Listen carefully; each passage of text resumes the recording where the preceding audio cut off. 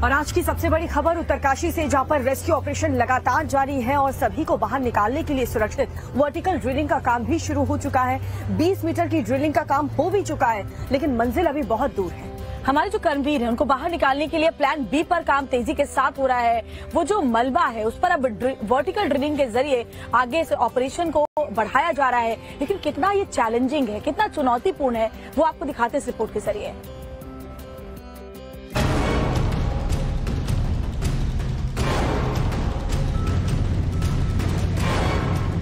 उत्तरकाशी में जारी है सबसे बड़ा रेस्क्यू ऑपरेशन। 41 कर्मवीरों को बचाने के लिए हो रही है अब वर्टिकल ड्रिलिंग। बस देखते जाइए, ऐसी ही कोशिश और चट्टानी हौसले से वो दिन जल्द ही आएगा जब टनल में फंसे 41 लोगों को सुरक्षित बाहर निकाल लिया जाएगा, क्योंकि इन लोगों के साथ 140 करोड़ लोगों की दुआएं भी हैं। भले ही ऑगर मशीन नाकाम रही हो, लेकिन इस जंग को जीतने का जज्बा कम नहीं हुआ है। अब वर्टिकल ड्रिलिंग के जरिए रेस्क्यू मिशन को एक नई धार दी गई है। अब तक करीब 20 मीटर की वर्टिकल ड्रिलिंग का काम पूरा हो गया है। अभी फिलहाल 66 मीटर की वर्टिकल ड्रिलिंग करना बाकी है। कंपन चेक करने के बाद ये पता चला कि वहाँ पर जो वाइब्रेशन है उसकी जो संख्या है वो इतनी ज़्यादा नहीं है जिसकी वजह से कोई नुकसान नीचे पहुँच सके। आप देखिए वर्टिकल ड्रिलिंग के ये जो ड्रिलर्स हैं, इसकी जो लंबाई है वो 170 फीट लंबाई है। इसके 3 से 4 ड्रिलर ऐसे ऊपर पहुँचाए जाएंगे जिनका वज़न बेहद ज़्यादा है। आने वाले समय में ये देखने वाली बात होगी कि ये वर्टिकल ड्रिल कितने दिनों में एक नई खुशखबरी के साथ उन 41 कर्मवीरों को नीचे से ऊपर अपलिफ्ट कर पाता है। वर्टिकल ड्रिलिंग से भी तेज वाइब्रेशन हो रहा है।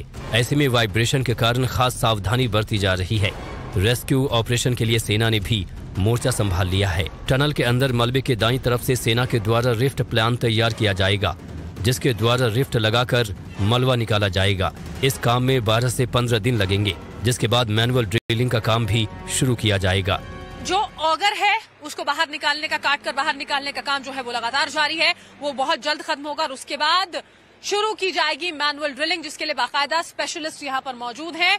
ऐसे स्पेशलिस्ट जो दिल्ली से पहुंचे, जो दिल्ली का सीवरेज होता है उसमें एक्सपर्ट्स हैं और वो बहुत बेहतर तरीके से उस 800 से 900 mm के पाइप के अंदर घुसकर ड्रिलिंग करने में सक्षम है। 7 लोग अगर हैं तो देखिए एक के बाद एक सब ड्रिलिंग करेंगे, तो हम ये उम्मीद करते हैं कि जल्द से जल्द इस पूरे ऑपरेशन को अंजाम दिया जाए। बचाव अभियान के तहत कुल 6 प्लान को तैयार रखा गया था, जिनमें से अभी सिर्फ प्लान 2 का नंबर आया है। बाकी रणनीति पर भी काम तेज कर दिया गया है, जिससे अभियान में तेजी बनी रहे। वर्टिकल ड्रिलिंग के जरिए सुरंग के ऊपर से 1 मीटर से 1 मीटर 20 सेंटीमीटर व्यास यानी गोलाई का छेद किया जाना है। इसके लिए जगह की पहले ही पहचान कर ली गई है। अगले 2 दिनों में ये काम पूरा होने की उम्मीद है। राज्य से लेकर केंद्र सरकार तक ऑपरेशन की लगातार निगरानी कर रही है। We can't say exactly, so we have plan A, plan B, plan C. According to the situation, जो जैसी सिचुएशन आएगी उस सिचुएशन के accordingly our teams will respond. And जैसे आपको बताया सभी टीम्स के अंदर कोऑर्डिनेशन है। आर्मी इंजीनियर्स अपना काम कर रहे हैं, वो रेक्टेंगुलर ड्रिफ्ट पे कर रहे थे, उन्हीं को रेक्टेंगुलर ड्रिफ्ट के साथ में, because they have experts for that. Tunnel के भीतर और बाहर के हालात पर ड्रोन भी नजर रख रहा है। हर मिनट के ऑपरेशन की पूरी डिटेल देहरादून और दिल्ली से साझा की जा रही है। ऐसे में एक्सपर्ट मानते हैं कि देर भले ही लग रही हो, लेकिन टनल में फंसे लोगों को निकाल लिया जाएगा।